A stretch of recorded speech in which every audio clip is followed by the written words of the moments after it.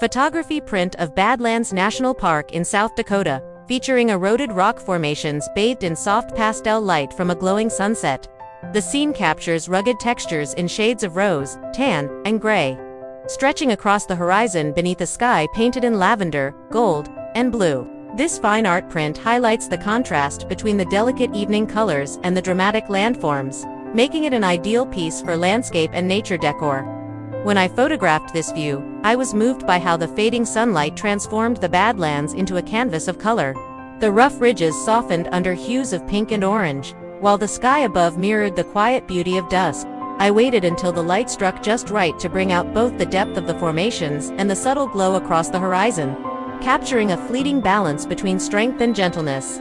Displayed in a home, cabin, or office, this print offers more than scenic beauty. It conveys calm resilience and the timeless artistry of nature.